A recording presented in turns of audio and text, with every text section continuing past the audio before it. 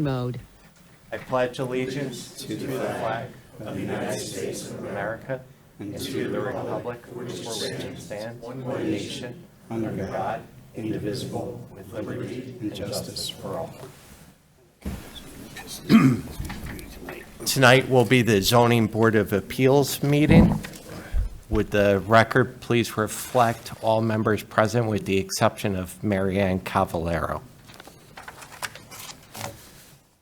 First up on the agenda for this evening will be a continuation of a public hearing for 40 Adams Avenue. I'd like to ask for all public speakers this evening, when you come up to the podium, there's a sheet of paper up there. Please just fill that in before you speak so that this way our records can reflect the information at hand.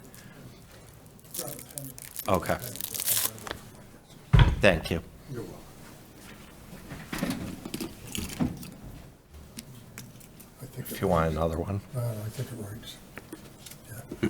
All right, thank you. All right. So I'd like to call up the applicant for 40 Adams Avenue.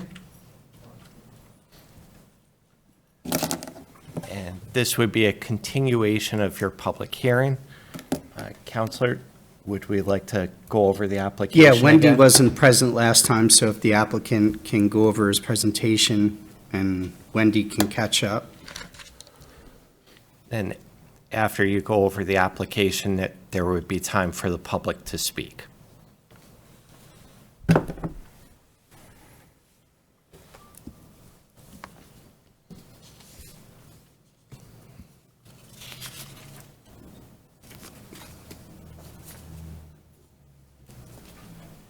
Okay, so we went over the requests by the people last time, and we changed basically the entire plan to a new plan Okay. based if you on the could, requests.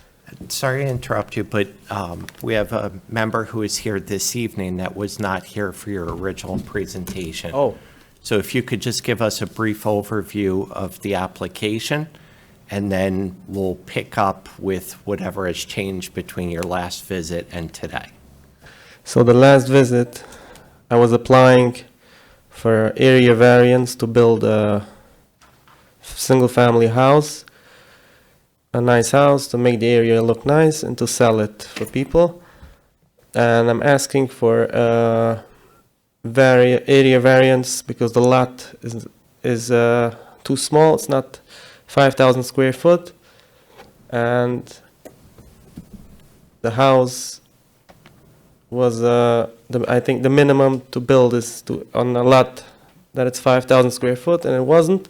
We're short with about 77. 77 square foot, and I'm asking for an area variance for the 77 square foot. Also on lot depth, your required is 100, you're at 98.46.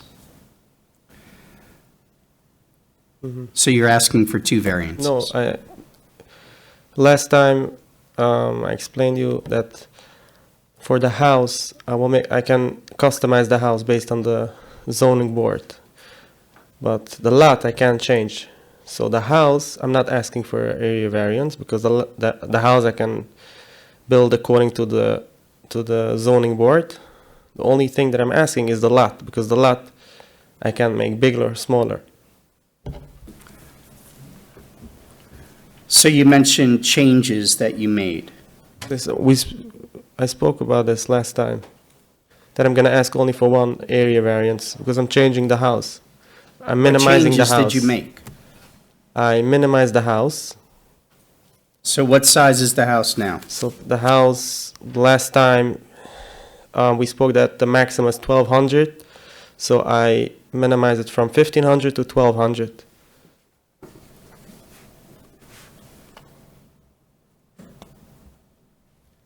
There was a concern about in the back of the property. What did you do with that? So there was a concern about the garage. And I managed with a neighbor, we're going to knock down the garage completely.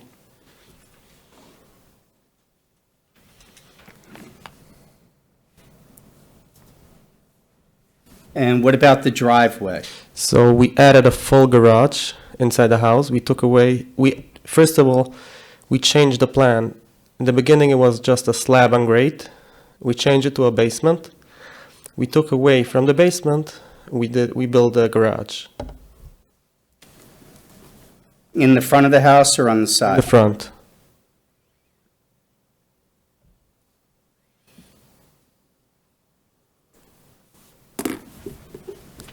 Also, we changed the house. It should be similar to all of the other houses around. Should be the same style. Okay. Any other questions? Not unless any board members, All right. public. Any board member questions at the moment? Hi, Keith. I just wanted to clarify because the applicant seems to be a little bit confused about the square footage. What you're asking for is two variances. One is the square footage of the property, and the other is the length of the property, correct? The lot depth, yes. Lot depth. So when you talk about square footage, we're not talking about square footage of the house. Just so you understand that. You're asking for two variances on the property. You understand that? Yes, yes, I was confused, yeah. Okay. We'd like to give the public an opportunity to speak. If we have any speakers related to this project, I would ask that the applicant please take a seat for a few moments.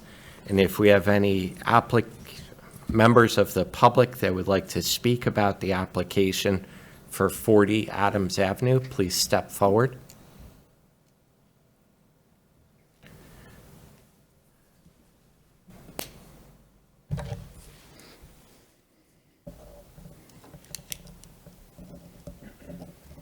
Okay, if you could just state your name. Maybe they could speak and then. My name is Richard Flessa. I live at 41 Adams Avenue, right across the street. Part of my concern is how big is the driveway? How long is the driveway going to be? Is there going to be ample parking for all the vehicles that are going to be associated with this home? How big is the garage going to be underneath the house? We're having issues with my my neighbors right next to me right now. They don't have enough room to park their cars in the street or off the street in the wintertime, and they park on the front yard all winter long. So that's a concern. Also, the yard, how big is the yard going to be? If this is going to be a family with children, is there going to be enough room for the children, to play in the yard and not be in the street? That's a safety concern. And, the aesthetics of the neighborhood. It's a small lot, and it's going to be right up against the house that already exists there. He said they're going to have to tear down the garage. The property line is going to go right through the existing driveway of that house. So, that's a concern also. So those are my concerns. Thank you.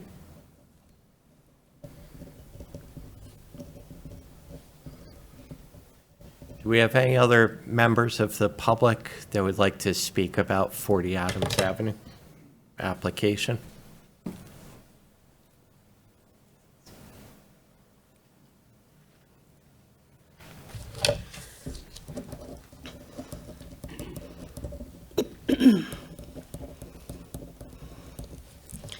My name is Patty Racine. I live at 24 Adams, which is about 5 houses away from about 5 houses away from 40 Adams.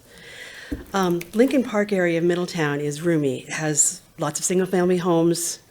The size of the lots are all over 5,000 square feet, and I mean well over 5,000 square feet.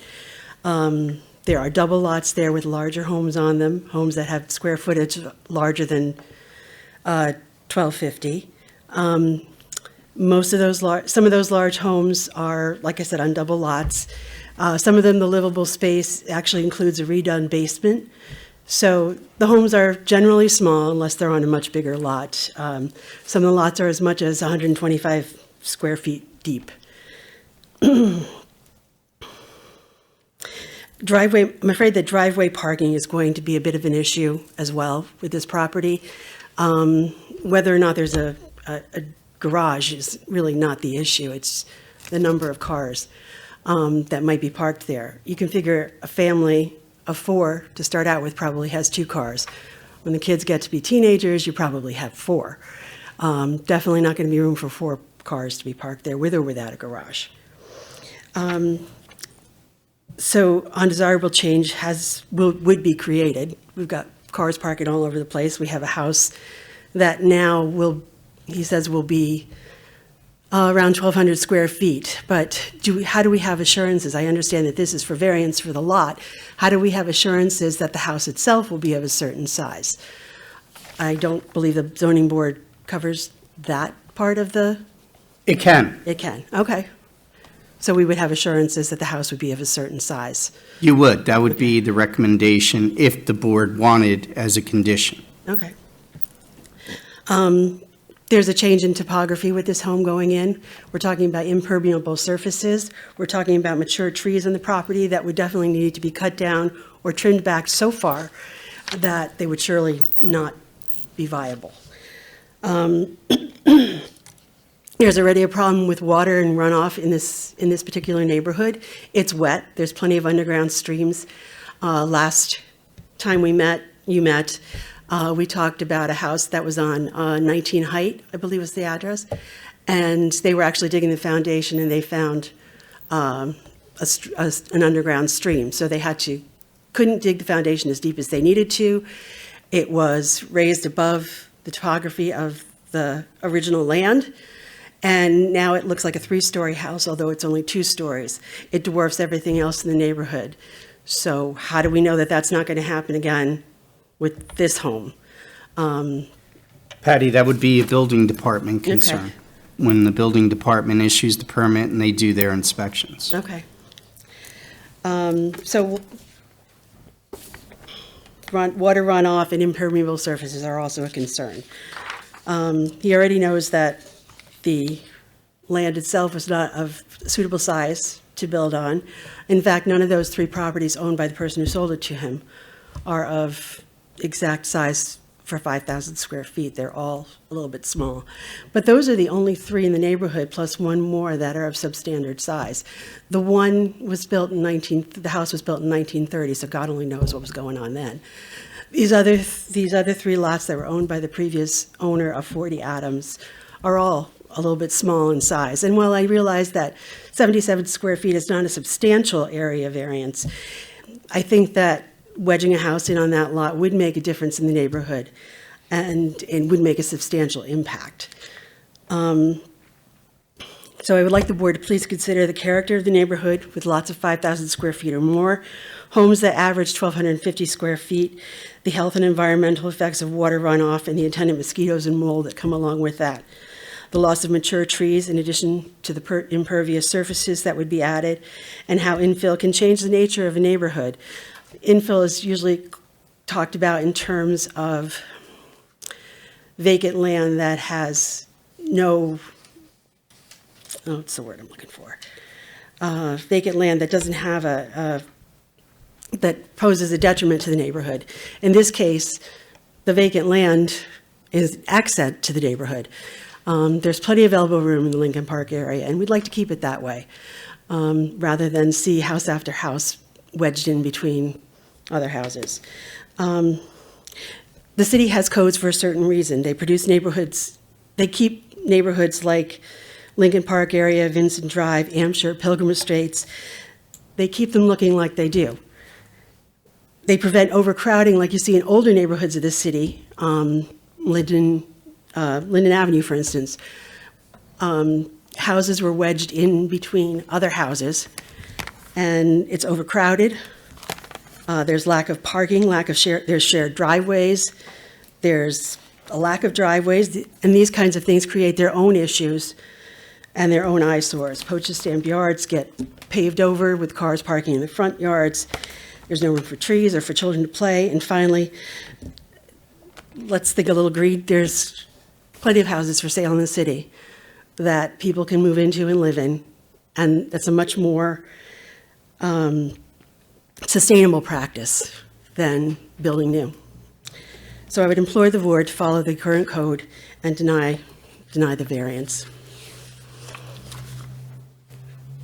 Thank you.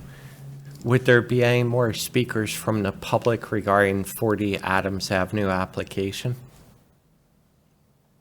Okay, Seeing no speakers, this time I'd like to call the applicant back up to the podium and give the board members an opportunity to ask any follow-up questions along with council. Well, a new plan was submitted. I don't know if the board members had an opportunity to review it or if they would like some more time to review it.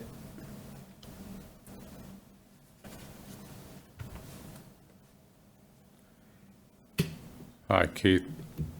The driveway was 25 feet long from the sidewalk to the house, is that correct, on a new plan?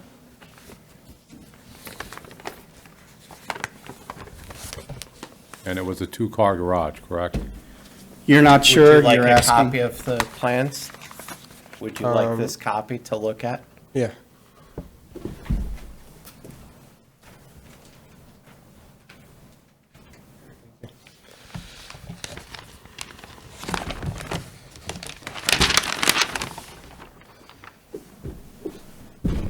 So, right now it's a one-car garage. If the zoning department were required to change it to a two-car garage, I can change it. And regarding the driveway, it's doesn't say here. It's in the survey. So on the survey, I have to look. If it's not 25 feet, I'll make it 25 feet.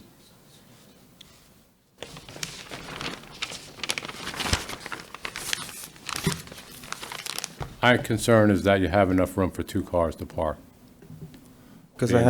I have a basement. I can take away another space from the basement to make it to garage. Not necessarily inside, but at least the driveway should hold two cars, or the garage one car and the driveway one car. Okay, so that's something that it's here. Yeah. Okay, would you like to update? Well, let's make sure we have all the questions taken care of first. Are there any other board members or council that has any other questions related to this topic? My question is if the board would want him to do two cars in the garage itself, but you have to balance, are you taking away play area as well? Because the driveway would have to be wider to accommodate. I can do the wider driveway just in front of the garage and then narrow it and give the whole driveway can be just for one car. And when it comes, let's say a few feet in front of the house, then I can make it wider to the two garages. So like this, I don't take away play space. Well, obviously it's a board, but we don't want front lawns to be all pavement as well. If I do the driveway on the side, the garage on the side, will be It's up to the board. whatever they want. I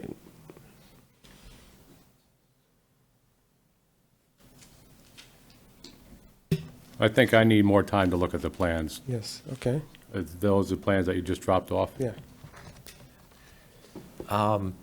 If I could, like that copy of the plans, and if you could get a few more copies over to our office, and then they could be distributed to the board members. How many copies you need? I have 3. Is that enough? Two more, three. 3 more should be enough. Okay.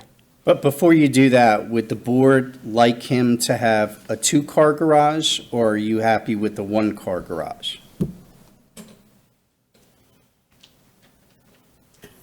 Mark speaking.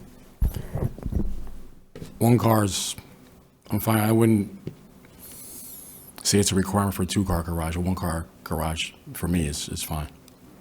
But I'm in agreement with Keith. There's too many unknowns at this point for me. So I just want more time, given the information that we have. When we make a vote, it's definite, and nothing's definitive as now for me, so I would need more time. And it will proceed, at least from my standpoint.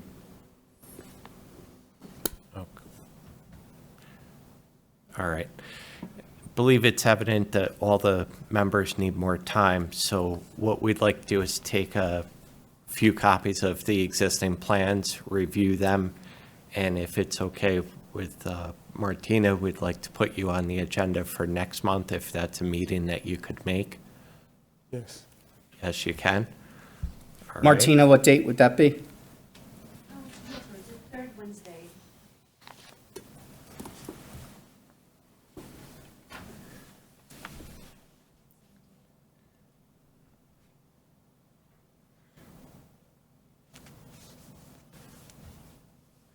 So that'd be Wednesday, May 17th at 7 PM. I think it would be the 24th. Oh, I'm sorry, you're right. 3rd, 10th, 17th, yes. The 24th is a Jewish holiday. It's the 17th. Oh, so 17th, it's fine, yeah. Yep. All right, so we'll have you on the agenda for that. If you could just get 3 more copies of your plans over to Martina's office. Yes, Thank no you. problem. Need a motion to adjourn for future consideration. Okay, so I'd like a motion from a board member to adjourn this hearing for future consideration. Wendy is a second, as a motion, and I would need a second. I second. Second would be Mark Woody. All those in favor signify by saying aye. Aye. Those opposed? Those opposed, which are None. none. Any abstentions, which are none. So the record will show all in favor. Thank you very much for your. Thank you very much for everybody. We'll see you next month. Okay. Okay, thank you. Can I do a motion to approve last month's minutes? Since I missed that. Okay. All right, we jumped a little ahead of ourselves in the beginning of the meeting. I'd like to grab the board members' attention and ask for a motion to approve the minutes of last month's meeting. Okay, motion made by Wendy, second by I second. Mark Woody. All those in favor? Aye. Record will show all in favor. All right, let's move ahead in the agenda to our second applicant for the evening, which is a continuation of a public hearing that was already opened. That would be Orange Terrace. If that applicant could step forward and give us an overview of your application.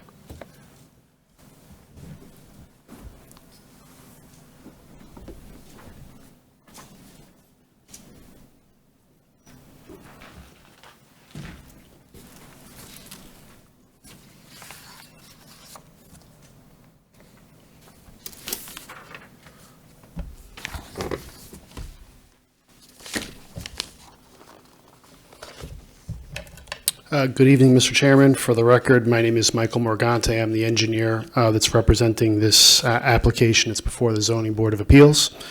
I'm stepping in tonight for Al Fusco, who had a conflict. And I will start by giving a general overview.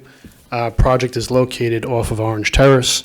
There are currently 6 vacant tax lots that are there.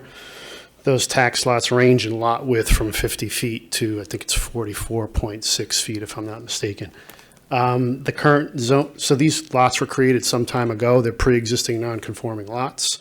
My understanding is that the zoning code has been updated, and now these lots are technically considered probably non-conforming in that sense because we lack the proper lot width associated with each of those lots. So I'm predominantly here to talk about the layout and the engineering portion of this, after which I will hand it over to Mr. Phil Dropkin. He'll discuss the actual legal portion of this as it relates to the 5 factors and how it works in terms of zoning. But what this project is proposing at this point here is an extension of Orange Terrace, which we paved at the applicant's expense. And my understanding is that there are some drainage considerations that were voiced by the public, where there is some drainage that flows from the northern part of the site. I guess there's a road above that, flows towards the south, through our site, collects on the current unimproved portion of Orange Turnpike. And there's concern that this proposed development with the additional impervious surface might exacerbate that condition. So I would note that, as it's shown on this plan right now, there's a retaining wall proposed roughly in the middle of the subject parcels. That retaining wall will essentially have like a large stone drainage layer behind it.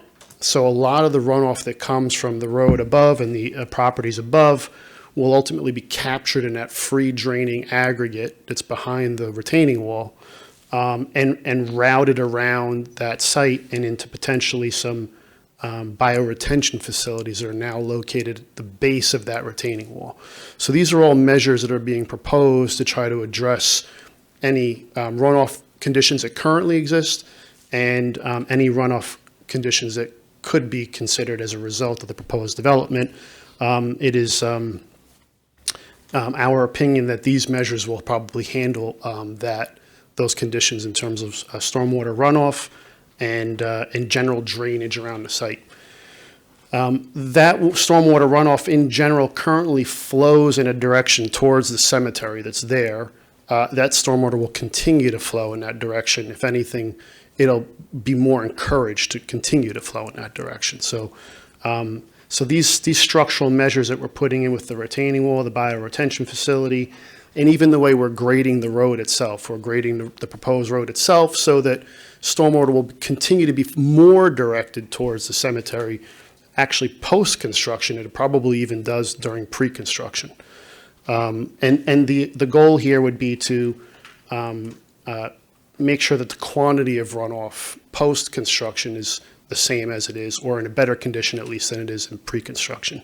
And through the bioretention facilities and whatnot, we'll also by default be adding some water quality treatment, which was never there before.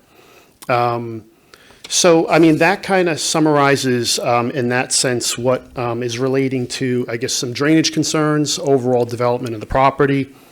And there's also, my understanding, a concern about potential additional traffic generation.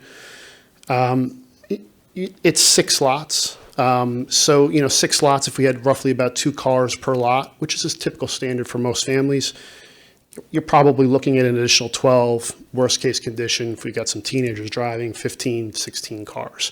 That amount of additional traffic generation in a neighborhood of this size is insignificant. We're talking about small percentage increases in traffic, 3-4%, if I'm not mistaken. If we take a look at all the residences that are located in this area, you did an average of about 2 cars per dwelling. You'd be looking at least 300 cars that circulate this site. We're talking about potentially adding 12 more cars. So the increases in traffic are de minimis, would be a good word to use. So, I mean, those were my understanding of what the engineering-related concerns were. I can address any other questions or concerns that this board may have or that the public may have when it's their turn to speak. But at this moment, I think it probably makes sense for me to segue into Mr. Dropkin, who can do his portion of the presentation, and then I can always come back up if there's additional questions. Thank you.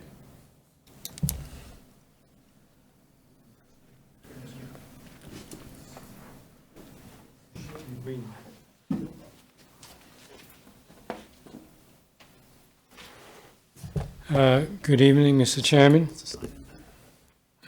members of the board, council, members of the public. Good evening. My name is Philip Dropkin. With the firm Fabricant Lippman and Frischberg. We represent the applicant in this matter, Orange Terrace Properties LLC. Couple of housekeeping matters. I did come prepared with a supplemental presentation, a copy of which I've given to Martina. I have extra copies. If you'd like, I'd be happy to share with you. Would you like to present that now? I can do that. Okay.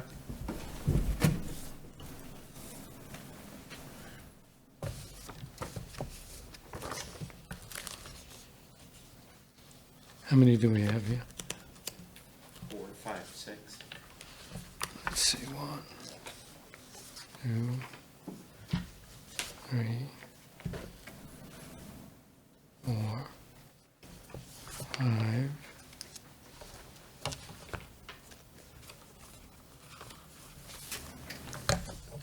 6. Okay. This is the map that I brought with me last time, which the yellow area is the location of the project.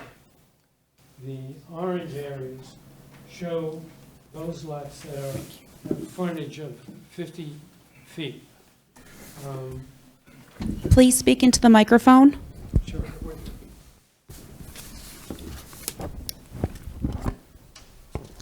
And what I've added to it is wherever you'll see these circles, there are residents, mostly single-family residents on these homes.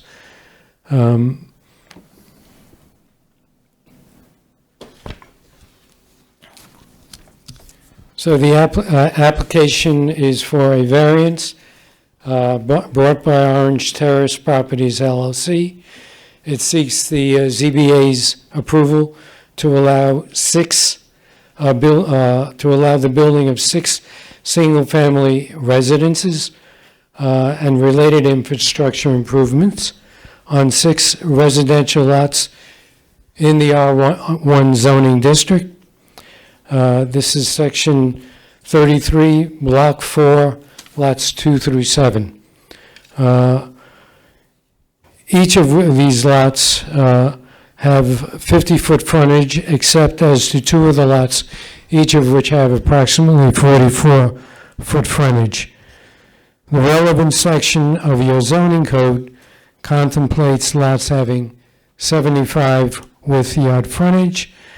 However, as shown on the map of the community, Orange Terrace Road and the surrounding community principally consists of lots having a front yard width of 50 feet each, all within 2 or 3 blocks radius adjacent to the project site. Specifically, within 2 or 3 block area of the site, there are 120 lots with approximately 50-foot front yard width. Of the 50-foot front width lots, there are 88 that have principally 1 and a few 2-family residents on them. There are only 54 lots within that same block radius having a front yard width of 75 feet or more, with a residence on it. Consequently, the vast majority of the community lots have front yard frontage of 50 feet in width with residences. The project's front yards are consistent and they are harmonious with the character of the community. Please put the microphone back on the stand. Thank you.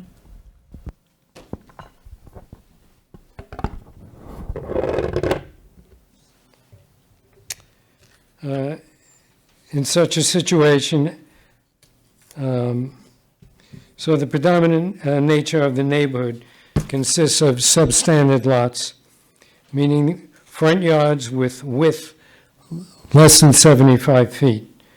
In such a situation, and as noted in a 2004 Syracuse University Law Review article, quote, an applicant seeking variances to undertake development which conforms with the prevailing substandard character of the area possesses an exceptionally compelling case for granting of relief. Consistent with this principle, the article goes on, the court in Cortland LLC versus Board of Appeals directed a zoning board of appeals to grant variances to permit development consistent with the substandard character of the neighborhood.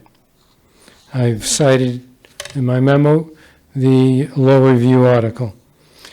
The article continues, similarly, the court rejected the denial of an area variance in Crystal Ponds Homes, Inc., v. Pryor, because 52 of the 100 homes in the area were located on similar substandard lots, and the variance requested would not have an adverse effect on the adjoining properties. Case is also cited within. What further adds to the project's harmony, consistency, and conformity with the neighborhood is the location of the project site along a cul-de-sac at the end of Orange Terrace Road, and the project site being surrounded by the natural and wooded setting of the expansive 52 acres of Hillside Cemetery. The project thereby being in effect a peninsula at the end of the neighborhood. Bottom line, the grant of the variance will result in no detriment to the welfare of the community, but a denial will result in financial detriment to the applicant with no feasible alternative, as more fully discussed below and shown on, there's an attachment entitled Estimated Costs for the Lots. Now, as discussed at the public hearing of this project in February 2023, in considering an area variance, the ZBA is required to undertake a 5-factor balancing test to determine whether the detriment to the welfare of the community outweighs the potential financial benefits to the applicant. No one factor is dispositive, although the effect of the variance on the prevailing character of the neighborhood is a highly significant consideration. And also, the ZBA is obligated to support its determination by the application of substantial evidence. So the 5-factor test. Is there an undesirable change in the character of the community were this project to proceed? As to the first factor, and as discussed above and shown on the map, the project would be consistent with the character of the community, would be isolated on a cul-de-sac, not facing anything other than the natural setting of the surrounding acreage of Hillside Cemetery, and would neither change the appearance of the neighborhood nor have an adverse effect on the character of the community. Indeed, to the contrary, the project is consistent with the appearance and character of the community.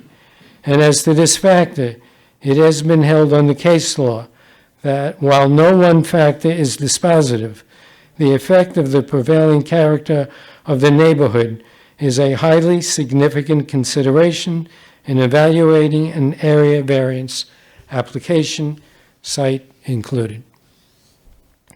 During the public hearing on this project in February, you heard comments that in periods of rain, the roads around the project site often have to deal with running rainwater.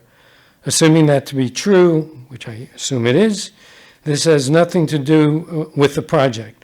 Rather, this is a pre-existing legacy condition resulting largely from the topography of the neighborhood. Rather, as shown by the engineer, the project is being designed to capture rainwater, hold it in ponds, and designed to slowly release the captured water, thereby avoiding adding to any street flooding.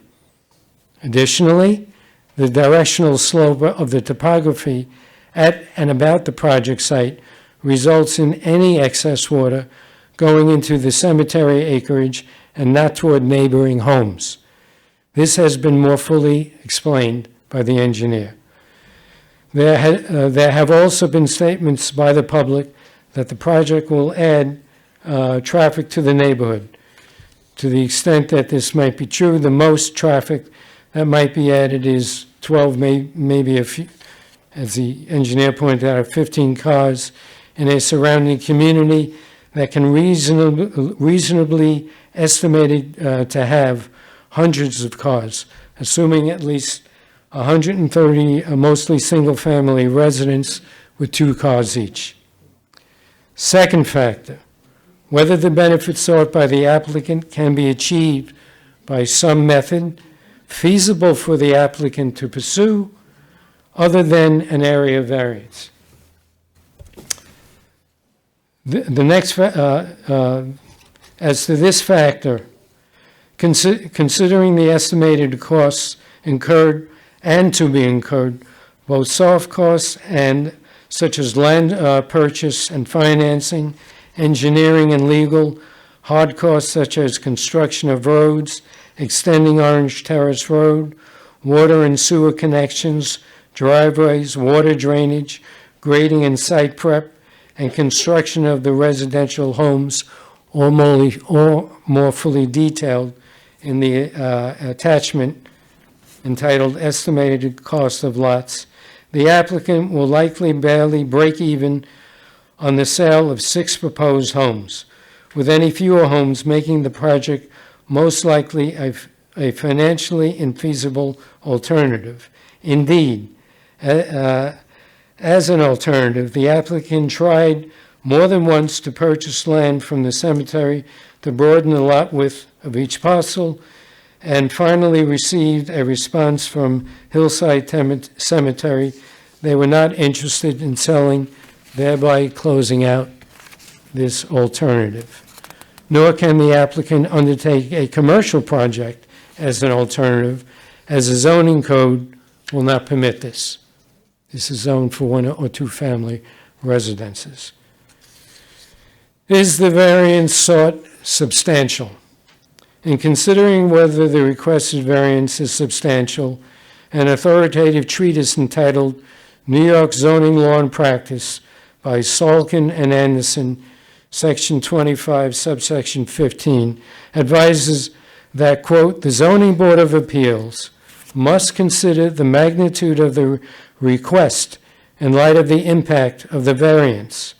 It, meaning substantiality, is not to be achieved by using a simple mathematical formula. And under case law, in discussing substantiality for a variance, the court said, quote, substantiality cannot be viewed in the abstract. Rather, the totality of the relevant circumstances must be evaluated in determining whether the variance is sought. The variance sought is, in actuality, a substantial one. The court went on, when reviewing the application, in that case it was a 1-story building where the code required 2 stories. In the context of the overall impact it would have on the neighborhood, it is clear the variance request is not substantial. Site is included. And as noted in the above cited Syracuse Law Review article, quote, the actual circumstances and the effect of a requested variance and its effect on the community should be considered rather than myopic reliance on bald statistics. The totality of the facts, site conditions, the location, and impacts of the project on the community should be used as the relevant gauge. So, although the zoning contemplates a front yard width of 75 feet, and the variance seeks 50 feet in 4 of the cases and 44 in 2 of the other lots, applying this width change alone is not the only factor to determine substantiality. Indeed, using a simple mathematical formula is not the correct or relevant gauge. Rather, the ZBA is instructed to use the totality of the circumstances. That being, since most of the lots with a residence have a front yard of 50 feet, the applicant's project with 6 residents on 6 lots with 50-foot or slightly less frontage results in the project being consistent with the character of the community. Additionally, aspects of the project are unique and therefore do not set a precedent. Consider first the location of the project, isolated at the end of a cul-de-sac. Consider also its being surrounded by a natural setting of woods and trees of the Hillside Cemetery. These 2 facts make the project unique and distinguishable. Consider also that the ZBA has in the past granted a variance approving the reduction in front yard width below the contemplated 75 feet by undertaking an analysis considering the totality of the facts, including the nature of the project and I have cited that case, that decision of the ZBA for you in bold. As noted, the totality of the facts is the relevant gauge for the ZBA to determine substantiality of the variance, and in this case, the totality of the facts reasonably leads to the conclusion that there is no detriment to the community and that the relief requested is not substantial. And in any event, if the ZBA were to, based on substantial evidence, rationally determine that the area variance is substantial, it must nonetheless make a rational determination on the other four factors under the five-factor test, with the failure to do so subjecting the ZBA's determination to being deemed irrational, arbitrary, capricious, and being annulled by New York courts, and I haven't cited a case for you. And it has also been held by the Supreme Court of New York Appellate Division, 4th Department, that a substantial variance alone is insufficient to deny the petitioner's application. Cite noted for you. Factor 4, are there adverse environmental impacts of the variance on the physical conditions in the community? The project has been carefully designed to avoid adverse environmental impacts, as more fully explained by the engineer. But generally speaking, to address the effects of the slope of the project terrain as to rainwater, a retaining wall will be built across the project site, which will redirect water to drainage features including retention or detention ponds. Roof gutters likewise direct rainwater to such ponds and to rain gardens. And the grade and slope of the project site will direct any excess water away from nearby community lots in the direction of the woods and vegetation of Hillside Cemetery. And as noted above, traffic will be light. I'm not going to go over it again. The engineer's gone over it. I've gone over it. It's light relative to the surrounding communities. For the fifth factor, the applicant's difficulty is the applicant's difficulty self-created? And if it is, a self-created difficulty is not necessarily does not necessarily preclude the granting of an area variance.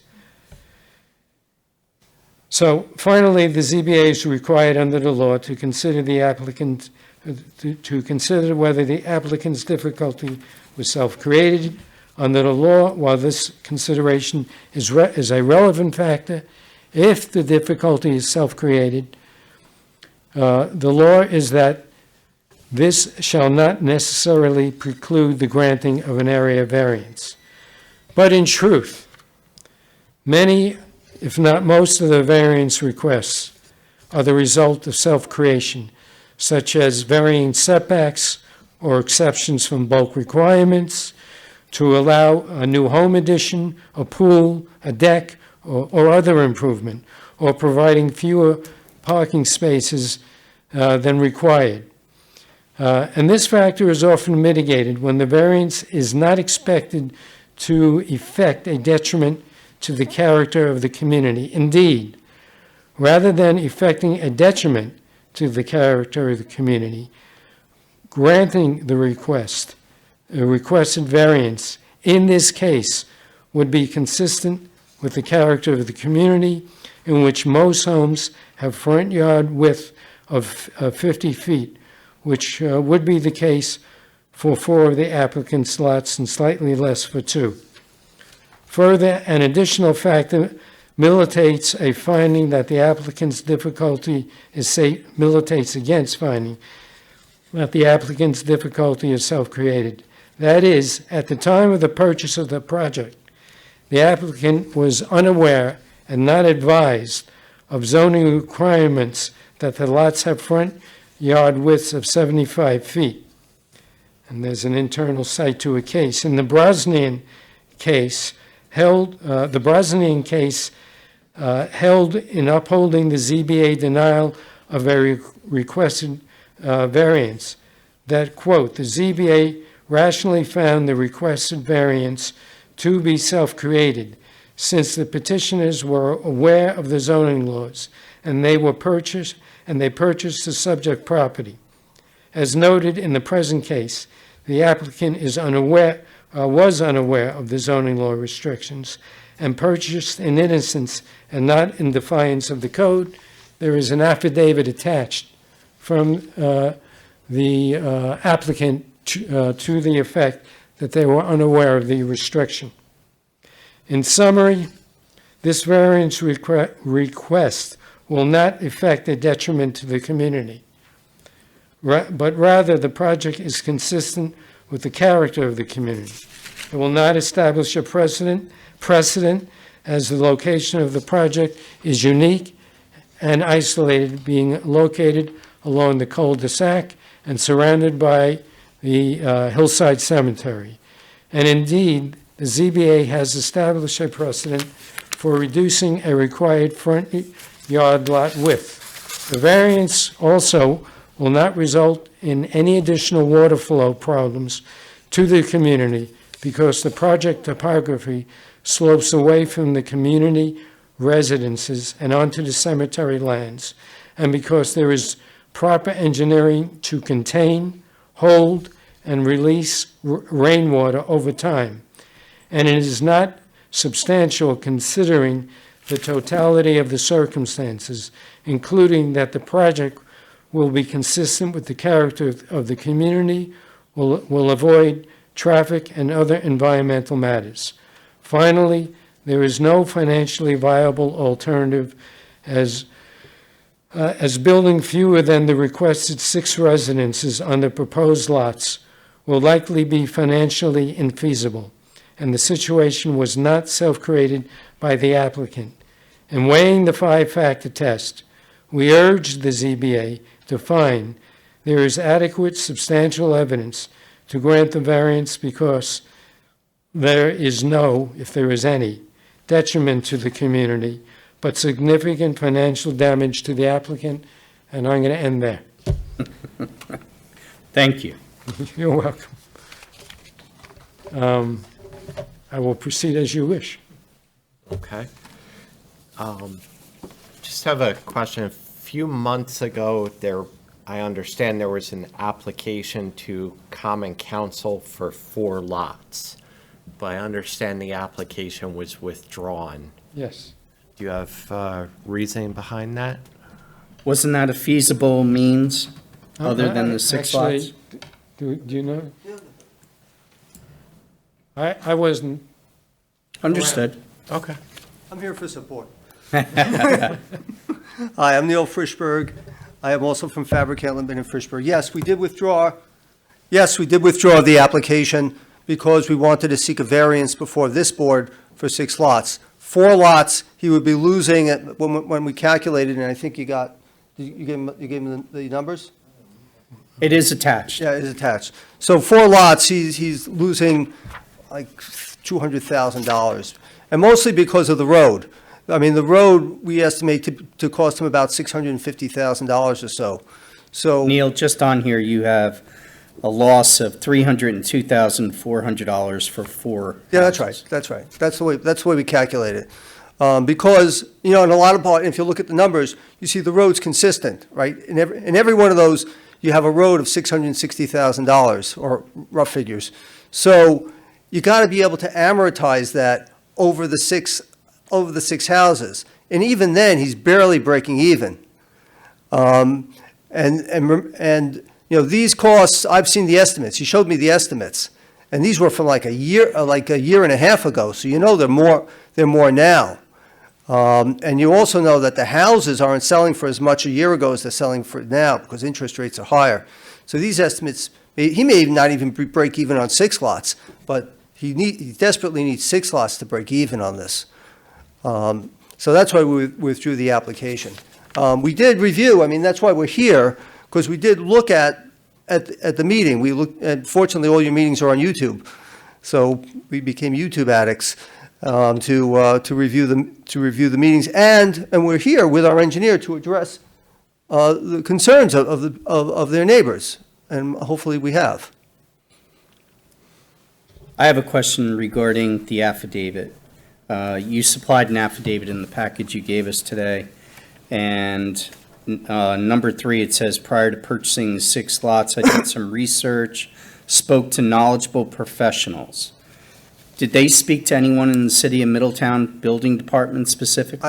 I don't know. I met with them. You know, that document was prepared today with me in conjunction with the owner.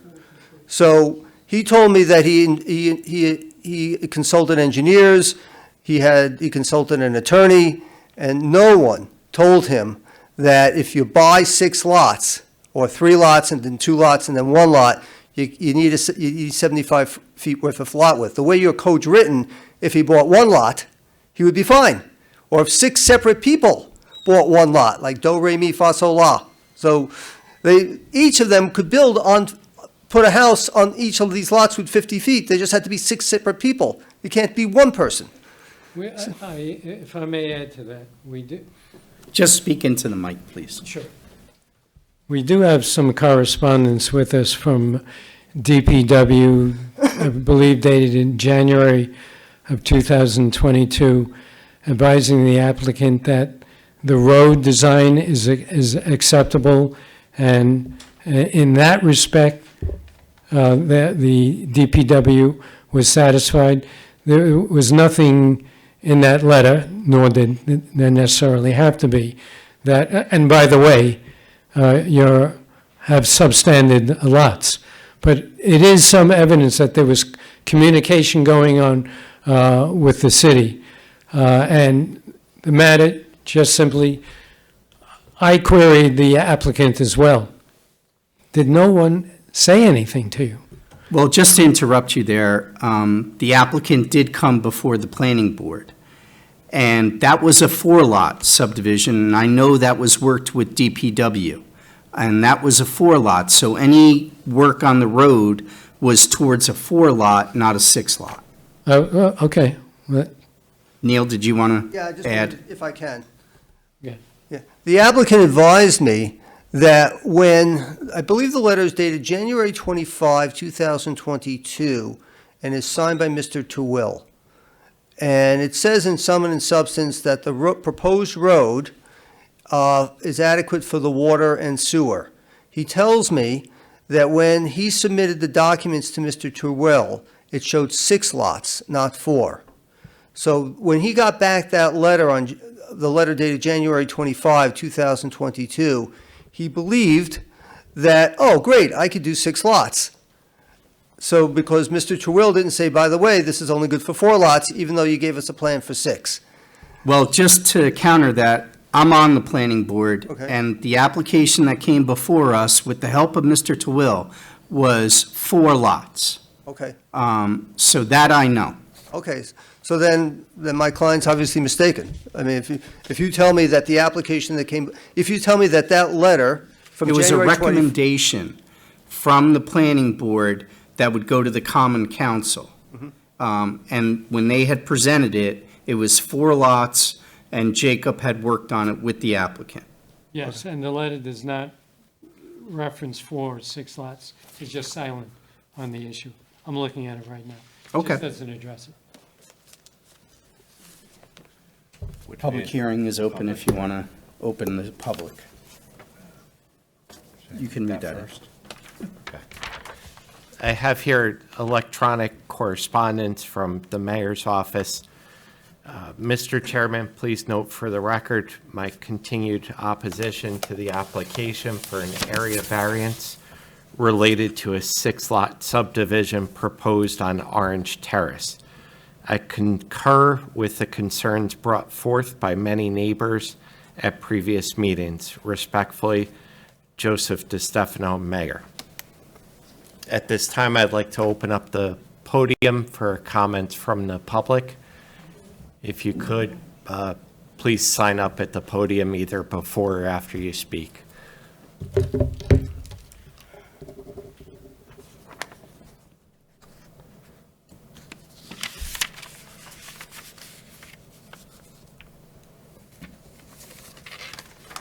Maria Judgem, Long 2 Clinton Street. So in listening to all this that's going on, okay, the water issue has been covered, but no mention of emergency services, no mention of how garbage trucks are gonna keep coming up and down the road, nothing about snowplows. How is this all gonna be addressed? Right now, they go in reverse and forward. How are you, it's not a good thing for anybody to be dealing with this. You say that the traffic is going to be minimal. The applicant doesn't live in the area and never would, and you don't understand how many children play in the street right now. Like, they are all ages. Some of them don't pay attention to cars in the road, and you have to constantly be honking the horn. You're going to add more traffic with 6 homes. It's not going to be feasible. You keep referencing the rest of the neighborhood and the character of the community. The homes that you keep referencing to, I'm assuming were built before 1976. So after 1976, starting with Pete Broker, his house had to follow the zoning code. I had to follow the zoning code. Everything in that area, and if you go to the area, you will see that we have the 75 square feet of front yard area. Why should these people be an exception? And at the end of the day, why is the applicant's financial problems our problems? It's one of the factors of the test, the feasibility. Okay, well, these properties have been interchanged by so many hands over the years, and I did forward that correspondence to Martina. I don't know if you guys got it. I didn't bring a copy today. Of how many times that these properties keep going back and forth. How are you going to say you don't know about the zoning code if these properties are being interchanged by different names of people who you're associated with? You're trying to get away from following the code and trying to just get away with it. And then you hire an attorney up here, and he's just throwing out cases at us. But if you go to our area where we actually live, where these homes are going to be at, you are changing the character of the community. You're cramming 6 homes to a block where we're all spread out. I don't think that's right. And I don't appreciate the fact that I had to follow the zoning code when I built my house in 2003. And here is a guy that's going to come and build 6 homes, and he's not going to be able to follow the zoning code? That is not right.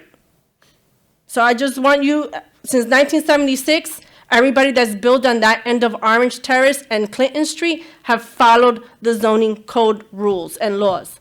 It should continue. Thank you.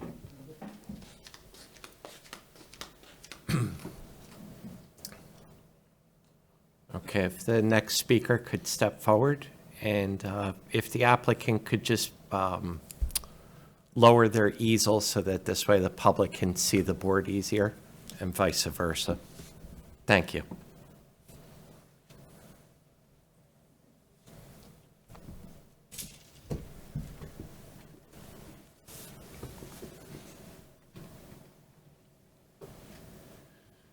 Good evening. My name's Pete Broker. I live at 27 Orange Terrace. Lived there since 1976. I bought some property earlier, probably back in the 60s. I bought 3 lots, 50-foot lots. When I was ready to build, I was told by Commissioner Fusco and building inspector I had to subdivide the property, which I did, and eventually built a house. Back in '91, Jack Stock, he's a regular builder in this area. He was denied from building 3 homes on 50-foot lots. Rita Tomasevich, which is lot number 5 in Orange Terrace, also was denied in 2010.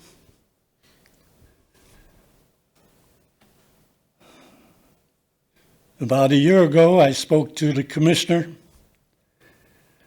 He said 2 of these lots were only 40-some feet wide, and they were not buildable lots.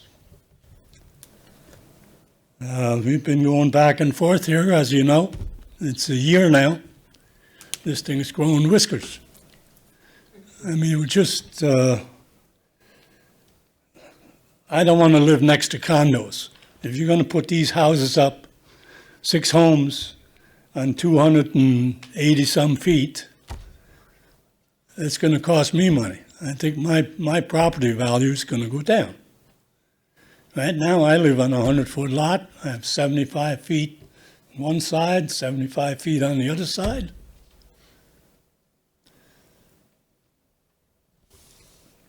This is just getting carried away. Why should we be responsible for a mistake that this fellow, whoever bought this property, made?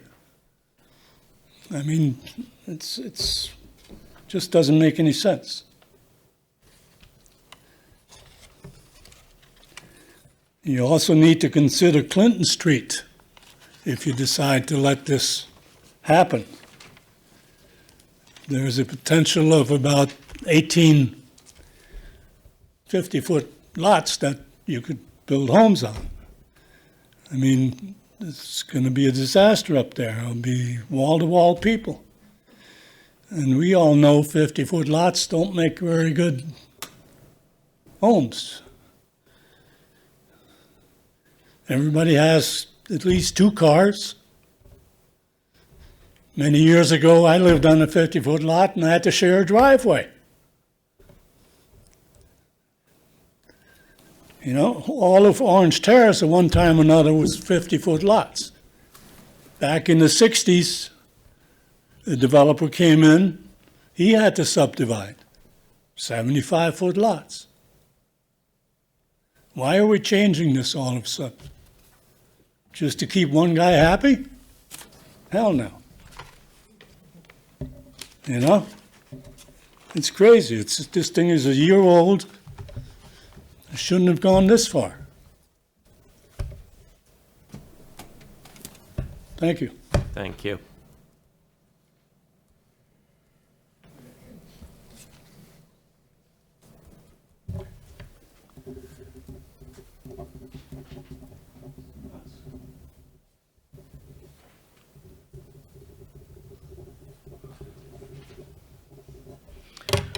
My name is Louis Villafane. I live in 19 Orange Terrace. And no disrespect to the gentleman here, but when he says there's no adverse effects on my property or my neighborhood, I'm talking about 19 Orange Terrace. Orange Terrace, okay? Where I might be wrong by a couple percentage points, but 90%, at least 90% of the homes on Orange Terrace is built on 75 or 100 feet. It's not on West Conklin. It's not around my neighborhood. Now he's going to say 6 homes at the end of the towards the cemetery where there's nobody around. It's not going to affect me. Yes, it will affect. It will definitely affect me. Okay. Jack, back in 91, okay, my home was one of the homes that Jack Stack wanted to build on. Wanted to build two homes on that lot, okay? He was denied by the board, all right? And it's kind of funny if I heard correctly, that the gentleman says that the builder came over here and talked to professionals and talked to this guy and this guy, and not one of them told them that about the zoning code on that area. I don't buy that. I do not buy that, okay? You applied the law back in 76 when Pete built his house. You applied the law back in 91 when Jack Stack was building. So applied the law. You applied the law back then. Apply it now. Okay, fair is fair. It's not right that because the guy is losing money, I couldn't care less how much money he'd lose, okay? I mean, the guy supposedly should have, he did his homework, he checked with professionals, and apparently nobody told him? No, it's not our problem, whatever happens if he's losing money. My concern is that it's my neighborhood. I live on Orange Terrace, okay? And 6 homes crowded in that end, towards the end over there on that street, yeah, it will definitely have an adverse effect on me. Thank you. How many total homes are there on your street? Roughly, I can't tell you how many, but there's, I wouldn't really tell you how many, okay? I never took account. I constantly go out for a walk with my wife up and down the neighborhood, enjoying our property, enjoying other people's property. But I know that towards the furthest end, there may be some homes that may be a little less. But the majority of those homes on Orange Terrace is on 75 or more. And again, I'm speaking about Orange Terrace. I don't want you to bring, because he's bringing the entire neighborhood, and I know my neighbor Jason, that they're including properties that are not developed. And also one thing, there will be a lot more people here because it was just accidental that I decided to go on my computer and I noticed there was a meeting on the zoning board and that the LLC, Orange LLC was on it. And a lot of these people that were here last time were not notified. And it would have been nice if somebody would notify them. They don't have to be. They don't have to Because be? it's a continuation of the public hearing. Okay then, all right then. But at least they would have been here too, they would have known about this meeting. Thank you. Thank you.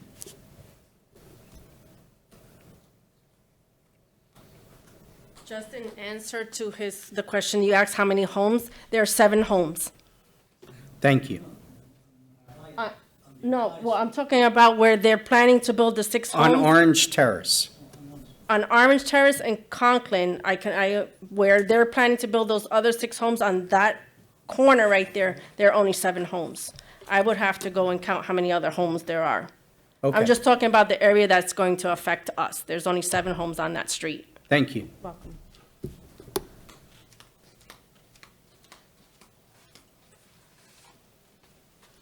Just Michael Morgante again for the record, just to provide accurate numbers to the ZBA. We have a tax map here.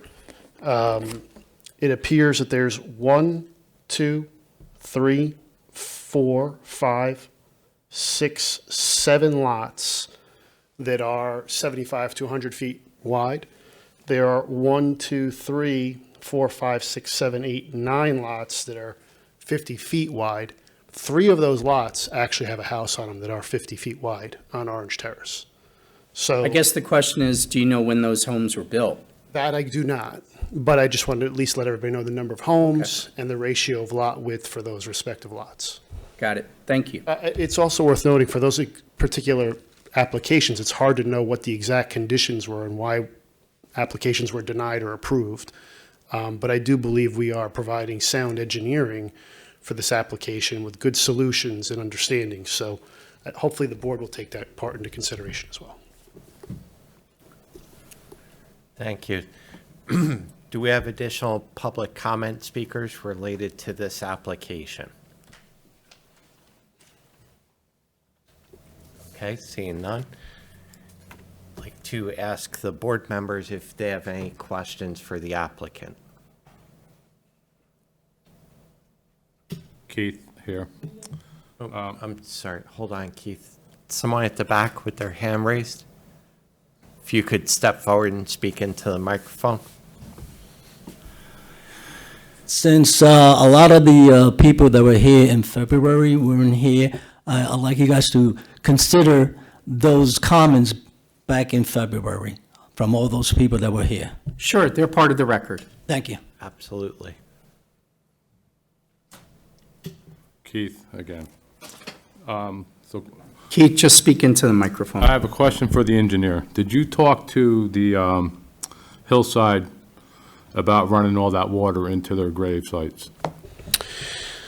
I'd have to defer to Mr. Fusco specifically on that question, but what I can tell you is that the solution we're trying to provide is that there should be no more water entering that cemetery post-construction than there is pre-construction. So if there's 100 gallons in one day, for sake of an argument for a number, that enters that cemetery now, then post-construction, we would still need to maintain that at 100 gallons per day. So there should be no volume impacts or runoff rate impacts to the cemetery. That's the goal of what the design is.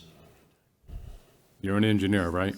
I am an engineer. Are you going to tell me putting 6 houses, 6 driveways, a road, and diverting all that water through pipes into a grave site is not going to add any more water into a graveyard? So I'll go through my explanation from earlier in my presentation. The direction of the engineering design is such that that retaining wall will have a large stone barrier behind it. That stone barrier in itself will act to store a lot of rainwater. That if there's any additional rainwater above and beyond that, it would be channelized into what's called a bioretention facility. A bioretention facility will be a large depression in the ground. What it'll have is some underground storage pipes associated with it that can actually store water and try to infiltrate or percolate that water back into the ground. So between the stone aggregate that's behind the retaining wall and the storage of pipe that's in that bioretention swale, the goal is to try to keep the pre-verse and the post about the same. So I am an engineer, and that is sound engineering. Well, I have family members in that cemetery, right in that area, actually. And if something goes wrong, I know who to come to. I can appreciate that comment, sir. Keep them dry.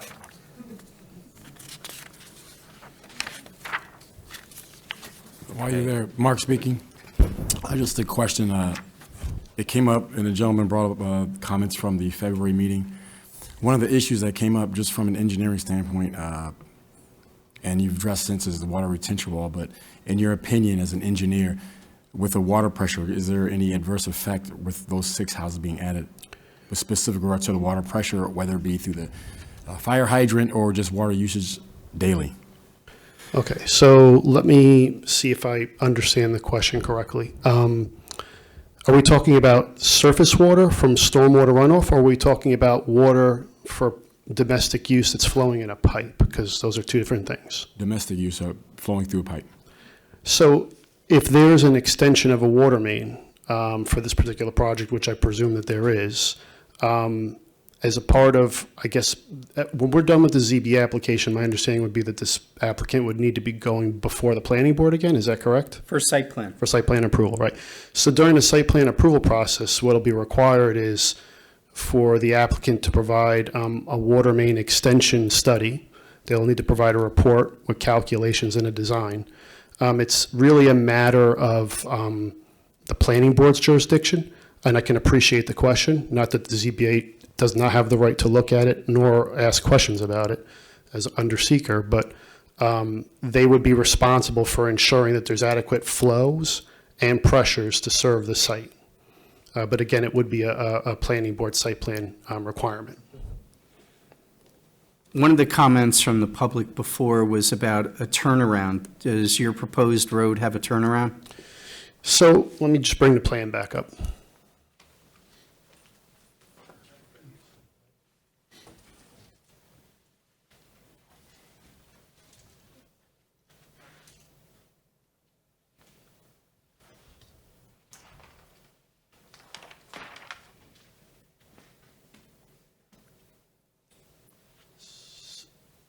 So there is a widening of the road at the end of, at the terminus of it. I think it's 40 feet wide by 37 feet, 37 feet wide by about 40 feet long.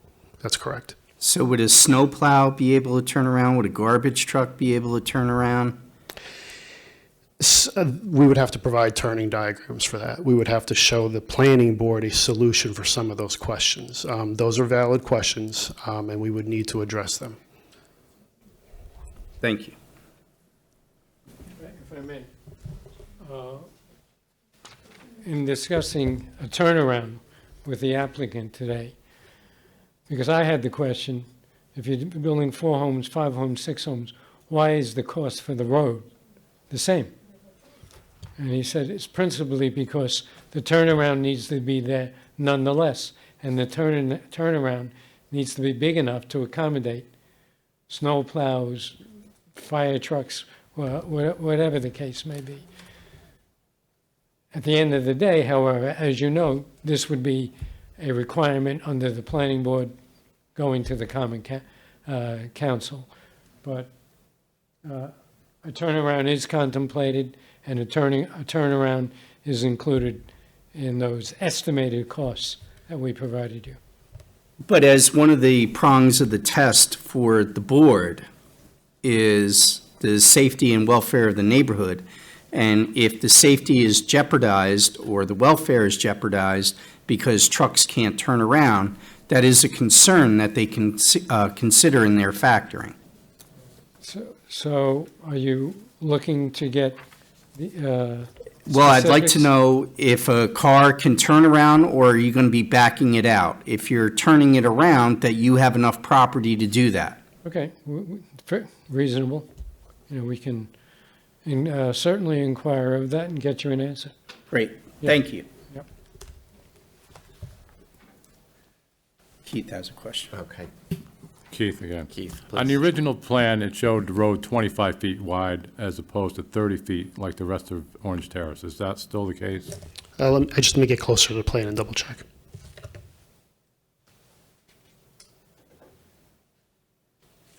So it appears the paved width is 24 feet wide. That's what's shown on the plan that's here before me. Do you know the reason for that?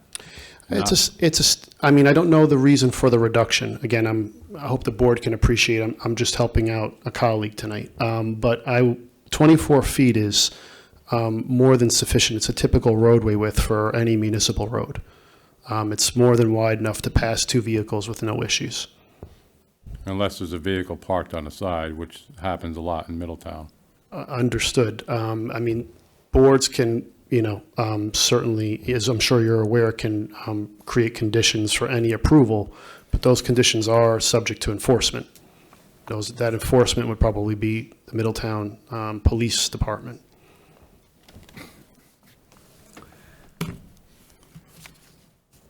Thank you. Are there any other questions from board members? Okay, I believe our council would like to go over a few items here. Yeah, tonight we received a package. I would like the opportunity to review that. There is case law cited here. There is a prior ZBA decision as well. So I would like to look at that to put it in proper context. I believe the applicant also has some work to do as far as the turning radius and what you're proposing to do there. So I would ask the board if it would consider adjourning it for next month or for future consideration. Okay, what I'd like to do is ask if the board has any comments based upon council's recommendation. Okay. Neil, you wanted to add something? If you're going to adjourn the matter to consider the turnaround issue, I would just ask that you close the public hearing. Well, there were comments raised by the public regarding the turnaround, so I would like to keep it open based upon that as far as what you propose, and then have the public the opportunity to review that.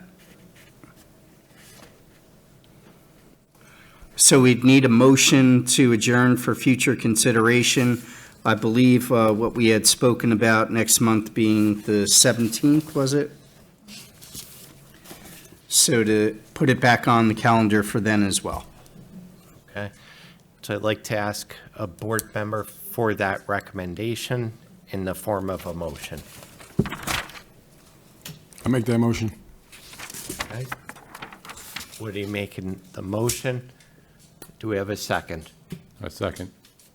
Okay. Roll call. Roll call, please. Wendy? Mark Woody? Aye. Keith? Aye. Myself, aye. Record will show all in favor. Now, for the public that came tonight, there will be no notification other than our website showing that it's on for the 17th. So if you wanted to instruct your neighbors as well, but that's when it would be heard again.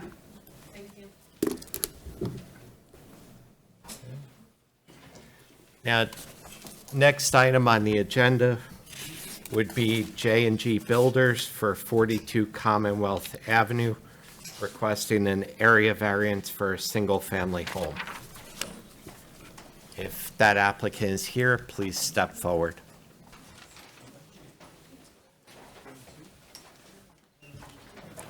Good evening. My name's James Gallant, and I represent J&G Builders. In the process of building a house on 42 Commonwealth, after we had a site plan and a building permit, I discovered that the house only has a 28-foot 4 backyard. The required is 30 feet. So I was advised to come and get a variance for the house. Okay. Do you have any other further material to present? Basically, that's the problem I have. The house is 1'8" too deep. Okay. And it's constructed and would cost a tremendous amount of money to rip it down. Understood. Are there any members of the public that are here to comment on the application for 42 Commonwealth Avenue? Seeing none, I would like to ask council or the board members if they have any questions on this application. Walter, did you do an inspection? There was a house there before. Uh-huh, It's not a new, it's a new home. That one blew up. right. Okay, so all he did was, somebody must have read something wrong. Because he could have, he made the front yard bigger than what it could have been, so it's like a swap, really. Because he could have built in line if he wanted to, but he kept it to make the neighborhood look nice. That's what happened, so. There's no problem with it at all. 1'8", I mean, it's nothing. That's it right there. That's how much backyard, and it butts to school, so there's nobody's getting affected by it. But how come nobody picked up on it? Well, I don't know. I mean, I don't go out and measure the footings. I mean, I look at the footings, I look at the foundation. But somebody made a mistake, no, not for a foot. And are we sure that's the variance that's needed? Yep. I went there and measured it myself. Okay. Open the public hearing. Okay. So I'd like to open the public hearing for this matter of 42 Commonwealth Avenue. If there are any members of the public, please step forward to speak. Hello, Jonathan Gomez. I live at 20 Commonwealth Avenue. I was there when the house blew up. I was one of the volunteer firefighters that showed up on the scene of that house fire. It was my friend's house, the Trinkles. I remember the house very, very clearly. The house is built. It's beautiful. It looks really nice. The front yard looks great. I don't see an issue as a public member, as a community member living on Commonwealth Avenue. I see no issue with a 1'8" variance in the back of the house. The back of that property touches up to the old, or to the new Presidential Park property. There's a gazebo right back there. It's a beautiful property. It's a beautiful house being built. I see no issues with it. Just, yeah. That's it. I just wanted to voice my support. Thank you. Thank you. Would there be any other members of the public to speak about this topic of 42 Commonwealth Avenue? Okay. You can close the public hearing. All right. We would like a motion from the board members to close the public hearing on this application. Who would like to make the motion? I'll make the motion. Okay. Mark Williams makes the motion. A second? Second. Seconded by Keith. We'll do a roll call. Wendy first. Keith? Aye. Mark? Aye. And myself, aye. Let the record show all in favor. So, Mr. Chairman, running down the 5 factors to be used in issuing an area variance, an undesirable change will be reduced in the character of the neighborhood or a detriment to nearby properties will be created by the granting of the area variance. This is an existing house, it's just being replaced. The benefits sought by the applicant can be achieved by some method feasible for the applicant to pursue. Unfortunately, in this case, the house is already built, so to do anything would require him to make significant reductions in the house and substantial costs associated therewith. Requested area variance is substantial, it's 1.8. It wouldn't be substantial. It would probably be less than 6%. The proposed variance will have an adverse effect or impact on the physical and environmental. Again, it's existing, it's replacing a house that was there. The alleged difficulty was self-created. Yes, it was self-created. In constructing the house, apparently it was built outside the envelope. But that's just one factor of the 5. The board must consider weighing all the factors. So I believe the board can make a decision tonight if it so chooses. Do all the board members have enough information to make a determination this evening? Just head nod, yes? Okay. So in that case, I would like to ask for a motion to approve the application. The area variance. The area variance. 1 foot 8 inches. I make a motion. Okay, we have a motion by Mark Woody. Do we have a second? A second. Second by Keith. So let's do a roll call. Wendy? Okay, Wendy will abstain. Keith? Aye. Mark? Aye. And myself, aye. That's enough to carry it, Okay, thank you. so the application is approved.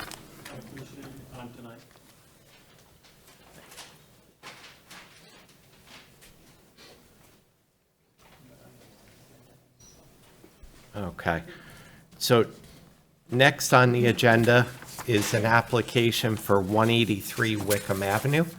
If the applicant could please step forward first to the podium, if they are here. Okay, Is anybody here from Kunjan Patel? Kunjan Patel. okay, Mr. Chairman, being that nobody is here, I would ask that it be stricken from tonight's agenda. will do. Do we need to? Time being 8:25, 8:34, sorry. Comment from the audience.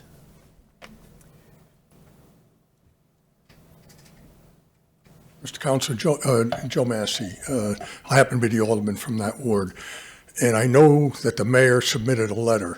Now, when you say it's going to be stricken from tonight's, are you going to entertain, because I know we will be out of the area, and I came to talk against this, the mayor's letter, who he asked Mr. Burtis to please read into the record, will not be around for the 17th. So if you're stricken it, They would have to submit a new application. go through the entire process again. That's correct. And So is it possible I that believe they it would? would not be for the next meeting. It's possible that they could submit in time to be on the May 17th agenda. And if you would like to voice opposition and you know you're not going to be here, you can submit a letter. Okay, thank you. And you'll let the, if it happens to come up at the next meeting and we are not here, I will submit a letter also. But Jim, you will read the mayor's remarks into that record also? That's correct, at that time. Okay, no, I As understand, of I understand now- that. I was just, thank you. As of now, there's no application pending before us. Okay, I appreciate that. Thank you. I'll get out of your way.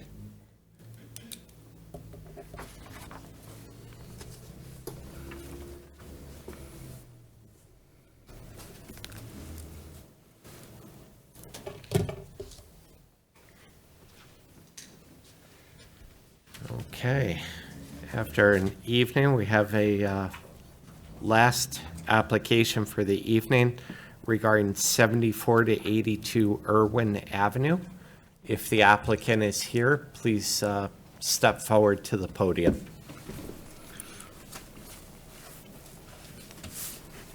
So the applicant is here for a use variance. If the applicant could please describe their application.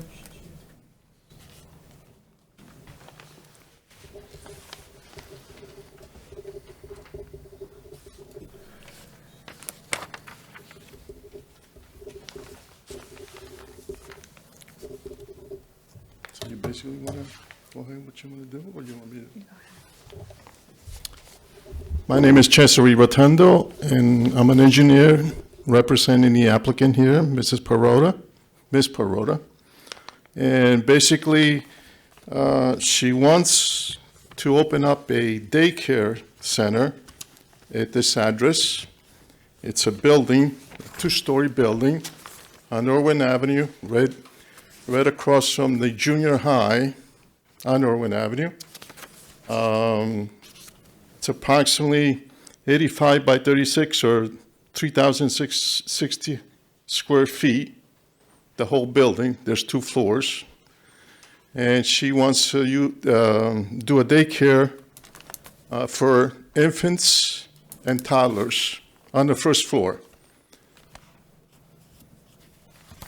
And is the reason that you're here tonight is because a daycare is not permitted under the current zone? That's correct.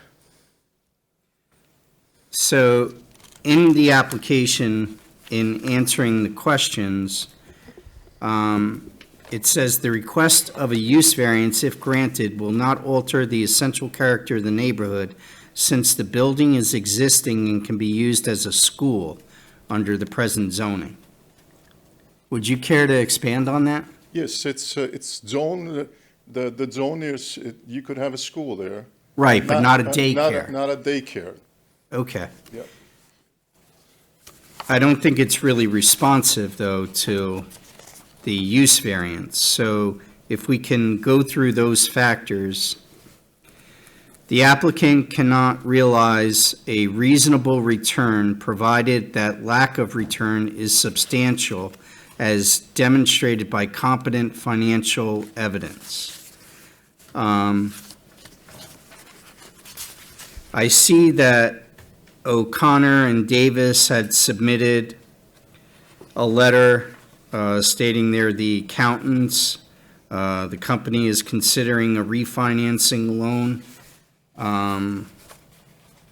And this letter is to explain the economic hardships AMP Rentals, Inc. faces. But it really doesn't demonstrate the reasonable return, and it needs competent financial evidence, such as the property tried to be rented out for anything else, what would be the return of that? That needs to be shown. A use variance is very difficult to grant, and any factor that is not entered positively can terminate the application. So you have to make sure that you thoroughly comply with the application and provide the information. So you would need to provide additional information on A. The alleged hardship relating to the property in question is unique and does not apply to a substantial portion of the district or neighborhood. What's your response to that? Well, most of the neighborhood is, basically residential. It's only in our area that's, it's a lot of schools are allowed, and basically, that's, I don't think they would create any problems.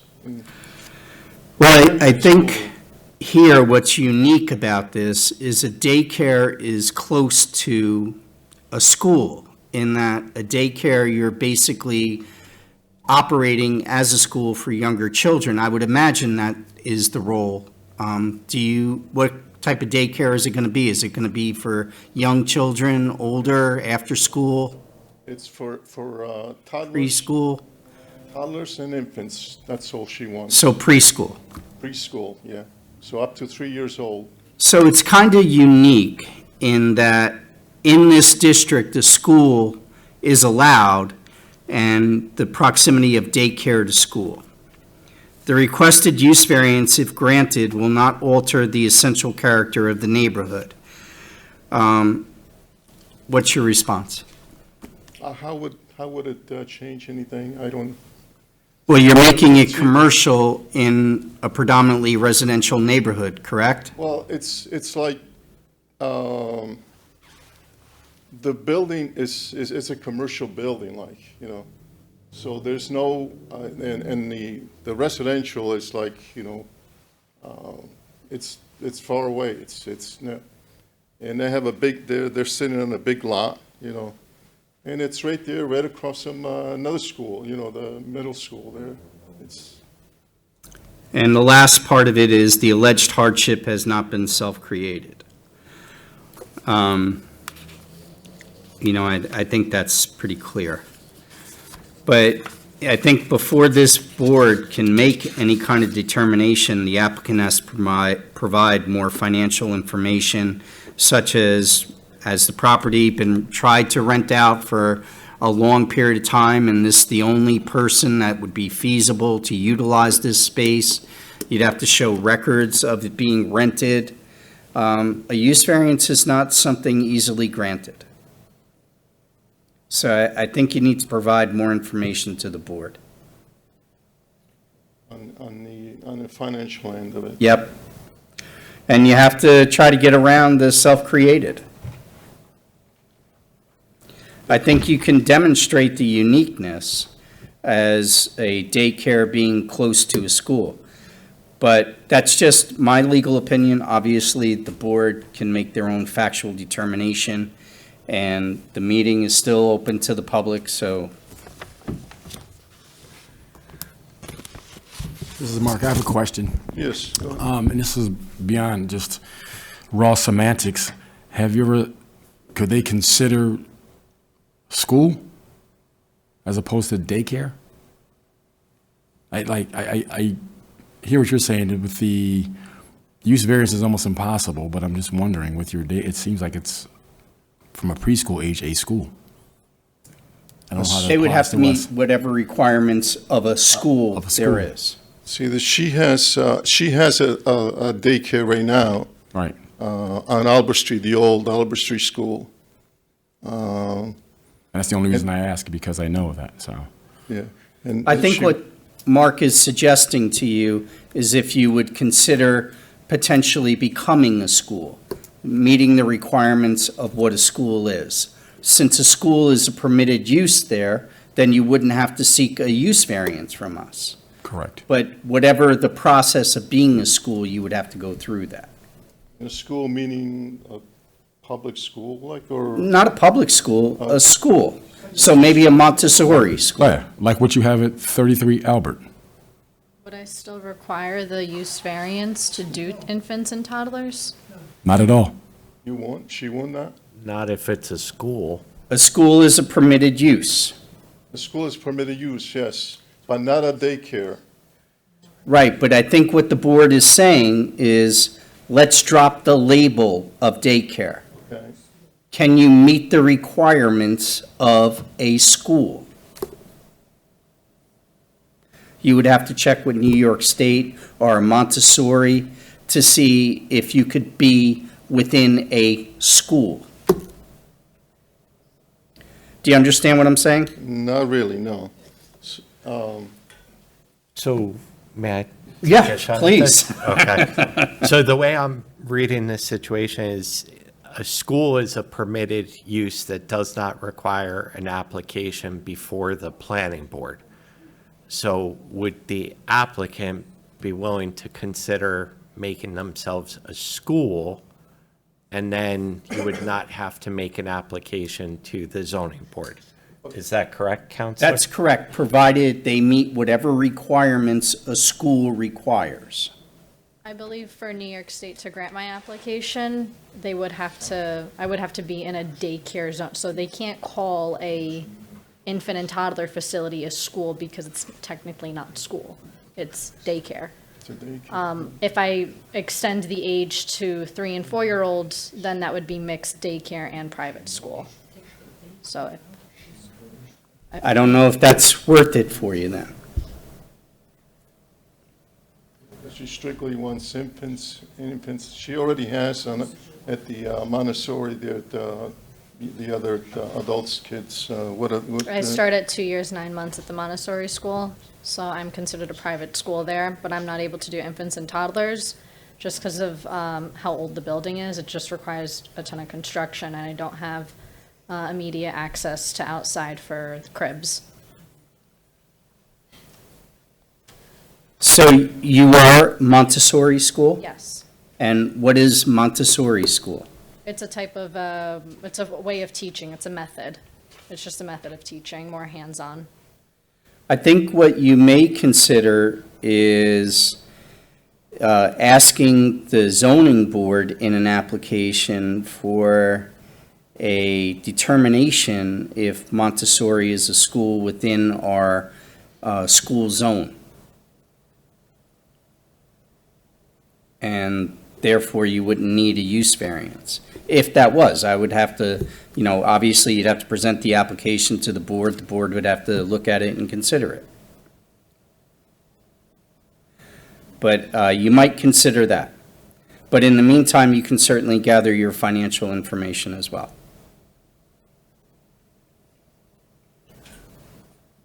Did you do a letter, a separate letter on the financial end of it? I don't recall. I think I sent it. I thought you did. I thought we forwarded that. You don't have any letters from AMP Rentals here that regarding the financial? I do. I have a letter from them, but all that's stating is that there's a tenant behind in rent. So she had another letter. Huh? There's a letter dated March 27th, and it says one of the tenant is behind 40. Currently, the tenant is charged $7,200 and is delinquent $45,545. Do you have this one? No. There's another document with the title at the top, Capital Appraisal Group. Is that what you're referring to? No, it's AMP. This one. Yeah, that's this one. Is it that one? No. Yeah, that's the one. The board has. Yep, that's the same one.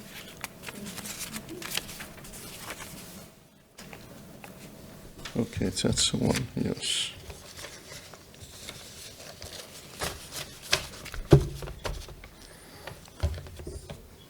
So that would be the main thing, is the financial, the hardship, I guess, that we have to work on. Well, unless the board has other issues. But it is a public hearing, so I think we should go to the public. So if you want, we'll just take a few moments to solicit feedback from the public.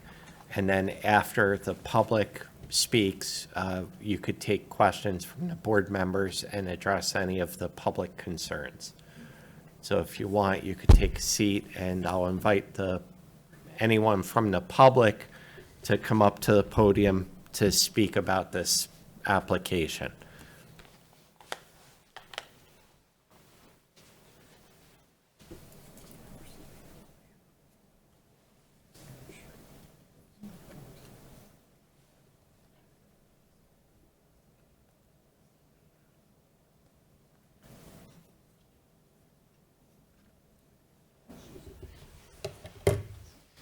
Hi, good evening. My name is Wendy Uloa. I don't know if I have to spell that for... No, you wrote it down. That's Yeah, okay. So I'm a former and current parent of a child that goes to the Montessori school on Albert Street. And when this was brought to my attention, I thought it was a phenomenal idea to be able to have a daycare in our vicinity, because the daycares that I came across were on the complete opposite end of town. And when my children were younger, this was the school that I wanted them to go to, because the school, on top of everything, it's one of the safest places that I have felt to be able to send my children to, and where my children have also felt safe. I can speak from the cleanliness to the very minimal turnover in regards to staff in comparison to other daycares that I've explored to send my children to. And knowing, the ethic that Ms. Parada has with her staff, with her school, just kind of like how she executes running something with children.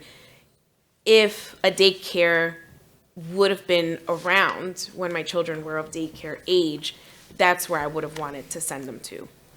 Now, you're speaking a lot about variance and all of that sort of stuff, which is out of my parent scope.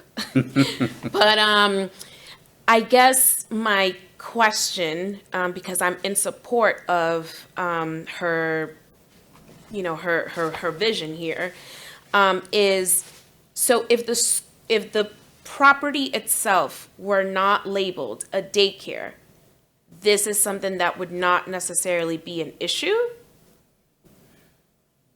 If I may, not that it label, if it meets the requirements of being a school under the code, which maybe the applicant should go for an interpretation, as I was explaining before, where Montessori school versus a regular school or daycare. Daycare is not a permitted use there. Is there a particular reason why? The code says that it's not permitted. Okay. The code lists what is permitted within certain zones throughout the city. Okay. Yeah, I mean, so basically my comment is if it's not, if the variance is not the issue, if it's going to be labeled a school, I would, I guess I would just say that having a daycare in that area is something that would be beneficial, not only to the families that are around, but also, giving other people opportunity to have more options of where to send their children, especially with the reputation that the current school has. But I guess I understand what you're saying, and that's kind of out of my public comments. No, if I may, I appreciate your comments and I appreciate your support for the folks that run the school. We're just getting into, not to be too technical, not technical at all, just usage. Right. So the applications is for usage. It's no different, and we maintain these laws in Middletown and every city and state municipality where you have residential and you have commercial. So they don't blur the lines. They're very specific. So just when an issue comes to in our vicinity, and when we talk about with the board, it just comes down to the application is for usage. I see. Our recommendation, because we know what they run, is not call it a daycare or just have you thought about a school? Because in that area, it's allowed. Right. Does that make sense of what I'm saying? It does. So, I mean, I guess that's a New York State, Department of Education and whatever application. Right, there's specific differences between Right. daycare, The very usage specific, and what's it's absolutely, in a school. Right. So, there's a distinction. So, again, with regard to the zoning board, we're just addressing a use variance, which Right. wouldn't really apply, so to speak. So, Yeah. I didn't know that. okay. But had I known that, That's okay. nonetheless, thumbs up. Yes, thank you. Thank you. Thank you. Thank you.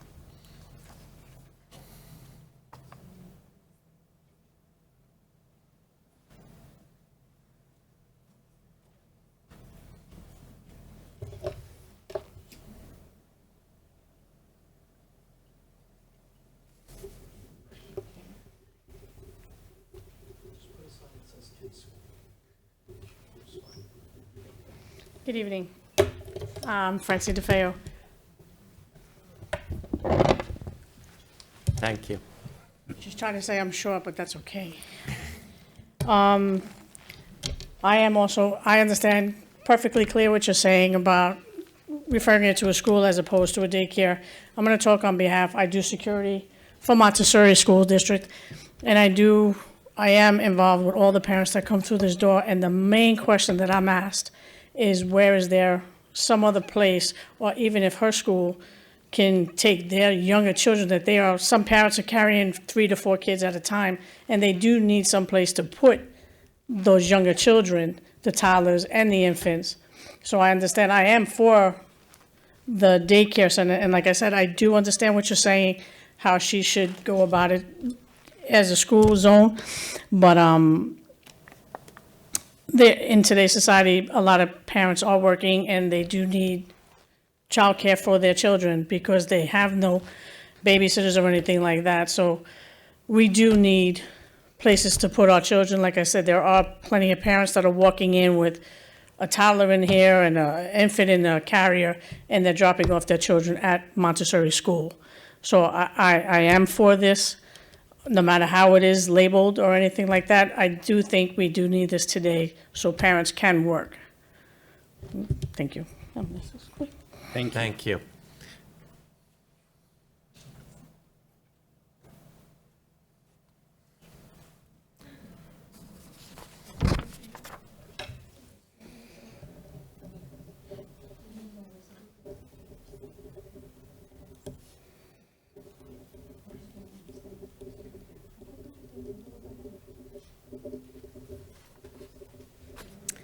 Hi, my name is Samantha Gomez, and I am actually a teacher at the Montessori school. I've been with the school for 13 years. It is an amazing school, hence the reason I've been there for so long.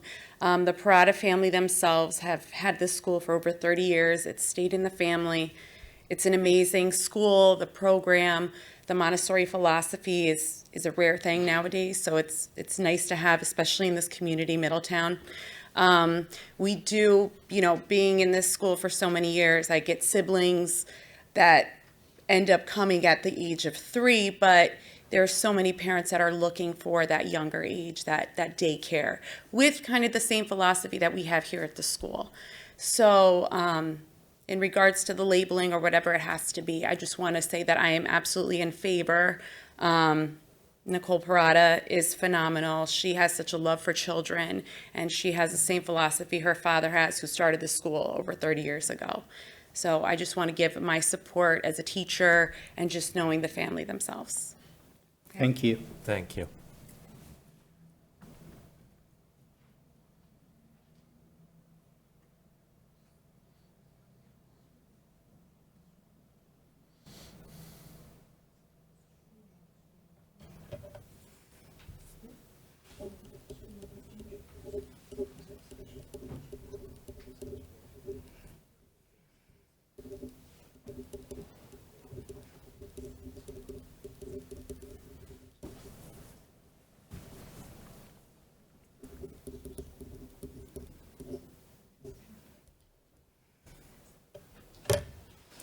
Good evening. My name is Tracy Thompson, and I also work at the school that we're speaking about, Montessori School. I'm a teacher's assistant there, and I myself have been a teacher for over 30 years and have worked with infants and toddlers in the past. And I just want to say I'm also in favor of it, and I agree with what everybody else has said prior to me, and that I find that I've learned over the years working with families within that age group that there is such a great demand for infant programs. It's huge. I've had families come to me and, do you know of a good center, good school, something in the area to have infants? There's like waiting lists, and there just doesn't seem, I've worked in various areas and schools and states, and there just seems, I feel like there's just not enough, and there seems to be such a great demand for it, and the families just love it when it's especially close to their jobs and in the area, and I find it's great for the community too. It's just such a such a relationship with it. When you're in the field, you know, like, there's just such a strong community relation with it. And I think it would be great. I'm totally for it, big plus. And that's it. Great. Okay. Thank you. Thank you. Great, thank you.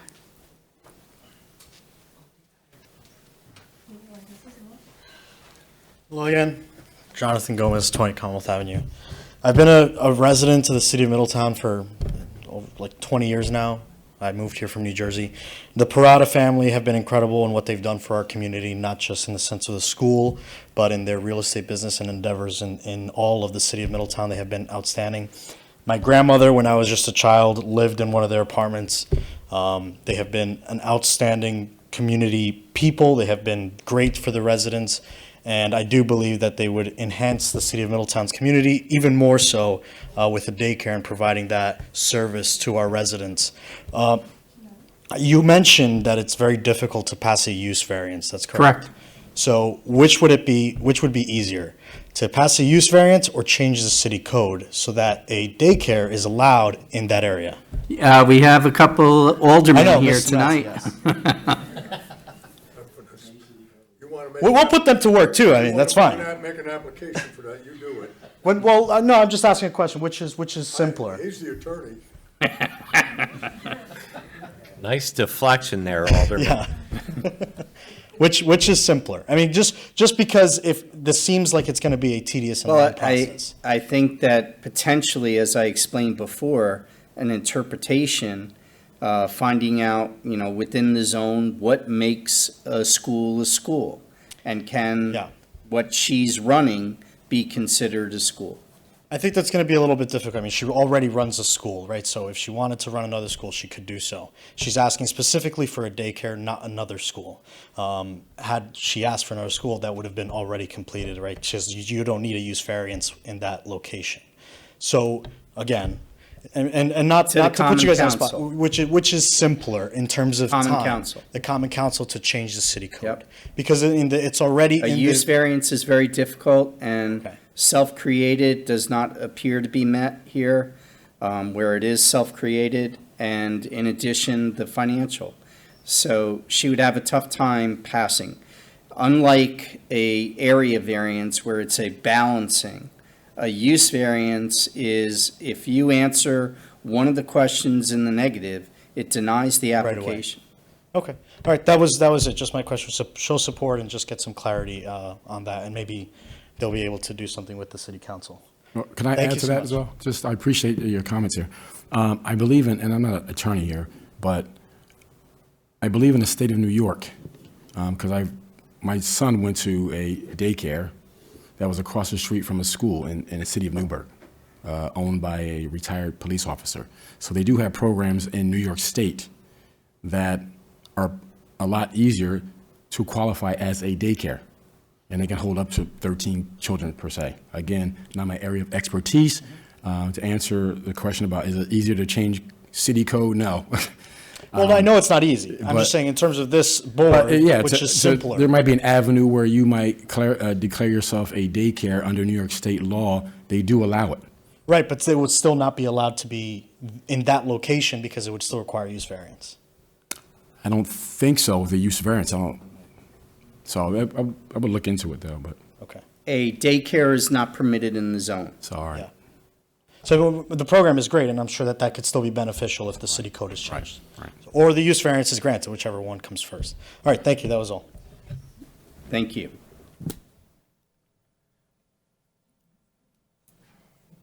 Anybody else from the public wishing to be heard? If the applicant would like to come back up, seeing as no other public comments are forthcoming.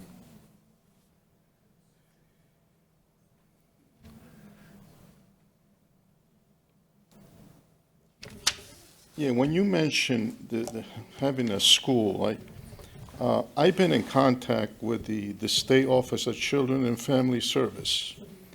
That's the authority that regulates all the things about childcare, right? So when you mention school, can she have like, toddlers like 9 months or up to 3 years or infants in a school? We'd have to look at the zoning to see if school is defined within the zoning code. And what the definition is and what the requirements are.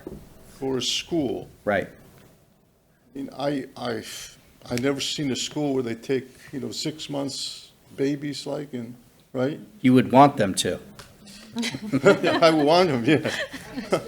Right? So again, we can look into it. In the meantime, I would suggest, providing some of the additional documentation as required and potentially looking at the interpretation. The interpretation may be beneficial to you. The interpretation of a school. A daycare versus school. Where would I get that information? In the regarding city school? code online. Oh, I guess we have to look at that. Okay?